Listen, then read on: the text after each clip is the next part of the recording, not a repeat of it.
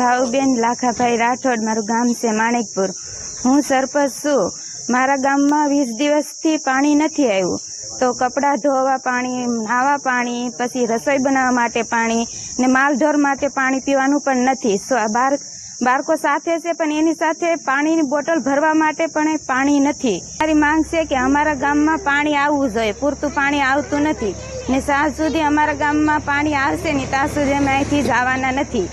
અહીંયા ઉના આવ્યા છે પાણી પુરવઠે, પણ પાણીની બોટલ ભરવા માટે પણ પાણી નથી। રાઠોડ લાખાભાઈ રણજીભાઈ, મારું ગામનું નામ માણેકપુર। મારા ઘરેથી વાઇફ છે એ સરપંચ છે અને સરપંચ પછી મારા ગામમાં આજે 15 થી 20 દિવસથી પાણી પુરવઠા બોર્ડ દ્વારા પાણી પહોંચતું કરવામાં નથી આવેલું।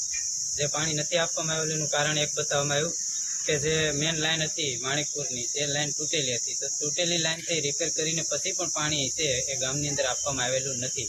અને આજે જ્યારે અહીંયા અમે પુરવઠા બોર્ડ આગળ અમારા વાઇફ અને બાળકો જે ઘરે પણ પાણી, અમારા ઘરે નથી પાણી, તો ગામની પરિસ્થિતિ કેવી હોય? એટલે ગામમાં રહેવું અમારા માટે મુશ્કેલ હતું। એટલે અમે અહીંયા પુરવઠા બોર્ડ આગળ આવી અને બેઠા છે કે જ્યાં સુધી ગામમાં પાણી વિતરણ ન થાય ત્યાં સુધી અમે અહીંથી જવાના નથી, એવો અમે નિર્ણય કર્યો છે।